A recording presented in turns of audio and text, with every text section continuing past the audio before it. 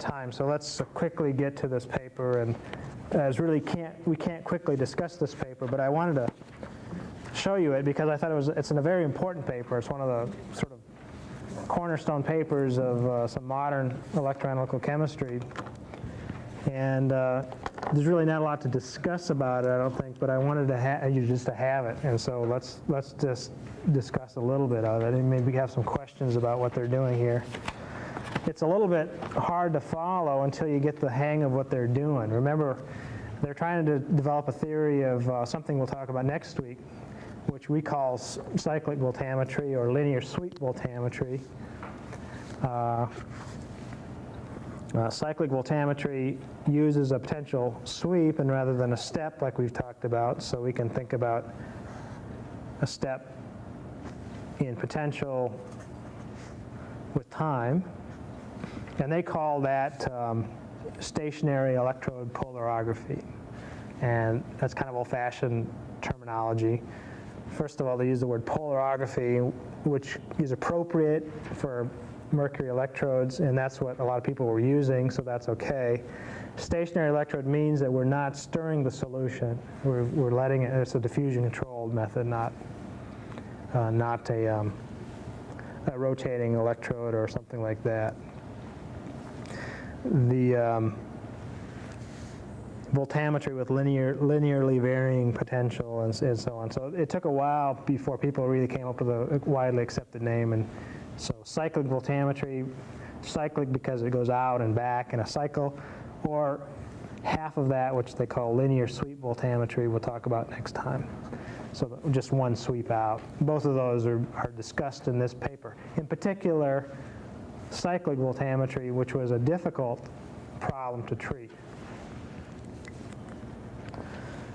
In fact, he discusses this quite a bit, and he says the single scan is not so bad, and he talks about how reversible methods they solve that, and for steady state conditions, and so on, and so on, and so on.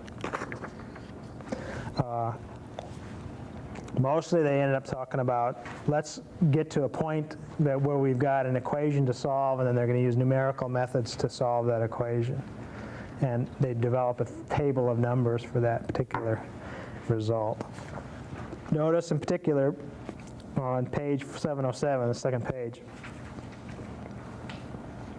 the boundary value problem. And we'll talk about this next time. We won't really do very much theoretical treatment of this, but because it gets pretty tricky right away. But for example, theta, equation 8, is your potential term, and you see it's an exponential function with potential in it, and then there's an A term, which is a sweep thing. So A times theta is our potential shift. So those are potential changes in the course of the experiment, and that gives us that result.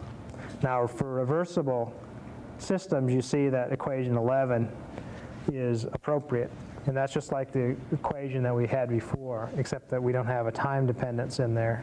But the A term really, and the sweep rate V just gives us a way to give us what potential we are at any particular time. So sweep rate, volts per second, is the relationship between potential and time that we're looking for in this experiment. Rather than sitting at a particular potential, we're going to be looking at a potential that changes continuously with time. But notice they're using the step function, section 9 or equation 9. There's our step function, just like we just used today, in doing the solution. And you can see the convolution theorem is, and so they don't ultimately finish up because that, if you'll note, they say that equation, the direct use of the Laplace transform to solve this boundary value problem is precluded by the form of equation 7.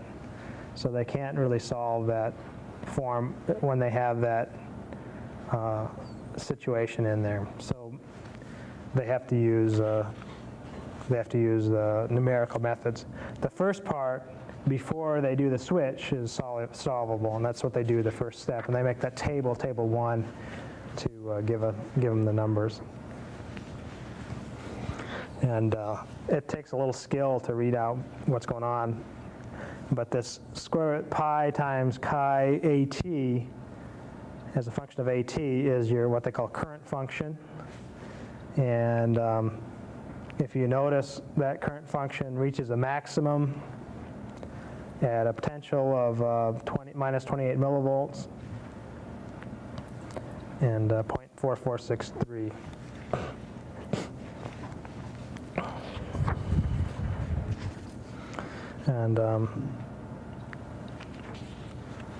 And then they go on in the next page, I guess page, a few pages down the way, it's table 2 gives you the situation where after they solve for numerically where the peak is on the reverse sweep. So after we scan out and scan back, just like the double potential step or the potential step where we reversed it, we stepped out and stepped back, we're doing the sweep out and sweep back. Similar type of considerations. We get similar sort of information. A little bit more information than we got with a single step, because you can see that curve and say in figure 2, the shape of the curve actually tells you a lot about it, and because your eye can pick things out. In fact, an experienced person can look at the shapes of the waves and tell things that are going on that you can't obviously see from a single t to the minus 1/2 decay curve. And so that's why this cyclic voltammetry method is very useful in that regard, as it gives you a qualitative feel for what's going on with the experience that you don't really get from looking at a chronoamperometric trace. And if you go through there, you'll see in table 4, I apologize for a little bit for the quality of the photocopy. This is something I had, and then I copied again, so sometimes you lose a little bit of the text here in the page numbers, but you can usually figure out what's going on. Table 4, you can see the boundary conditions for chemical reactions, and we'll talk all about these kinds of effects of these chemical reactions a little bit later, but here's an introduction. You can see for all kinds of situations, especially now when we get into sweep voltammetry, we're going to start talking about what happens when the reaction isn't so uncomplicated. What happens if we have a chemical reaction prior to the reaction or a chemical reaction after the reaction? Well, how does that shift, and how can we tell from the shape of the curves what the effect of that chemical reaction is, or maybe the rate constant for that chemical reaction is, and all these sorts of things. And we'll see how that's useful in cyclic voltammetry. A lot of the coupled chemical reactions I'm not so worried about. I mean, most of the time now people don't solve these equations numerically or set them up this way to do the solutions to these equations. It turns out that there's a method called digital simulation that directly simulates the response that actually turns out to be simpler in many ways than these. But these are still useful. And I'm doing a lot of talking here, but I wanted you to look through these, especially in the next chapter, because all of the stuff they're talking about is stuff that we're going to be interested in understanding about cyclic voltammetry and the effect of chemical reactions on cyclic voltammetry. So next time we'll talk mostly about just the theory for CVs, but then later on we'll talk about chemical reactions with CVs, and then this paper again will be useful. But this guy Nicholson, R.S. Nicholson, I think, went on to become the editor of Science, or is that right? So he's a grad student, and later went on to be a fairly high up guy in the science and so on. So, is there any questions in particular you had about this? I know it was a very complicated paper, but is there anything that was puzzling to you guys? Just to look for the page 722. These, But they use these graphs here as some kind of spectroscopy. These What? for the different processes, like figure 17, 18, and 19.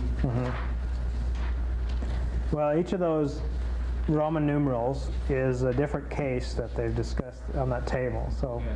if you look, you can see case 3, and that's the bottom, and that V is a scan rate, and that'll be volts per second. So you're talking about from 0.01 volts per second to 10 volts per second. What I'm saying, how these are kept, like if you are doing an experiment and you have to plot your data in a way similar to this and compare between your, or just they made it to show up what they did. I think in both cases, I think both is true. One way, I mean, what they're doing is taking and extracting some parameter and then plotting it versus some easily adjustable experimental parameter, which is often what you do. You say, what if I looked at the peak potential and I changed the scan rate? What would happen? Okay. Well, that's something you could measure. You could measure the peak potential and you look at the scan rate. And you could plot that just like they've plotted here, and you can compare. And you can say, well, does it fit one of these lines? Well, maybe it does, maybe it doesn't. So that's one thing you could do. The other thing you could do is just use these as an indication in general what's going on. You know, when I have case number 8, I see that the current goes way up the current function increases as I decrease the scan rate, whereas in case 3, the current function decreases as I increase the scan rate. So you can see qualitatively at least, the differences in the kinds of what the chemical kinetics are doing to the result that you can observe.